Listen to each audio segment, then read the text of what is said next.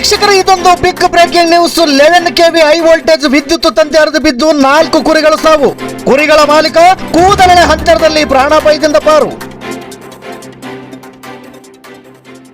S ವೀಕ್ಷಕರ, ವಿಜಯನಗರ ಜಿಲ್ಲೆ ಕೂಡ್ಲಿಗಿ ತಾಲೂಕು ಗಂಡಬೊಮ್ಮನಹಳ್ಳಿ ಗ್ರಾಮ ಪಂಚಾಯಿತಿ ವ್ಯಾಪ್ತಿಯ ನುಂಕನಹಳ್ಳಿ ಗ್ರಾಮದ ಪಾಲಯ್ಯನವರು ಮೇಕೆ ಮೇಯಿಸಲು ಹೋದ ಸಂದರ್ಭದಲ್ಲಿ ಹೊಲದಲ್ಲಿ ವಿದ್ಯುತ್ ತಂತಿ ಹರಿದು ಬಿದ್ದಿದ್ದು ಪಾಲಯ್ಯನವರು ಪ್ರಾಣಾಪಾಯದಿಂದ ಪಾರಾಗಿದ್ದಾರೆ. 4 ಮೇಕೆಗಳು ವಿದ್ಯುತ್ ತಂತಿಗೆ ಸಿಲುಕಿಕೊಂಡು ಪ್ರಾಣ ಬಿಟ್ಟಿದೆ ಎಂದು ತಿಳಿದು ಬಂದಿದೆ.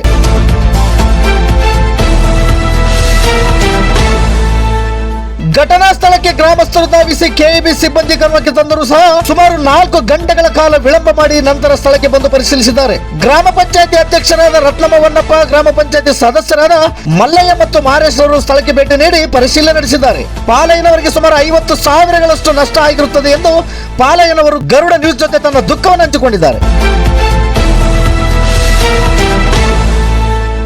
ವೀಕ್ಷಕರೇ, ಇಲ್ಲಿ ಒಂದು ಮುಖ್ಯವಾದ ವಿಷಯವನ್ನು ತಾವು ಗಮನಿಸಬಹುದು. ಹೈ ವೋಲ್ಟೇಜ್ ತಂತಿ ಹರಿದು ಬಿದ್ದರೆ ತಕ್ಷಣ ಡ್ರಿಪ್ ಆಗಬೇಕು ಅನ್ನುವಂಥದ್ದು ಸತ್ಯ.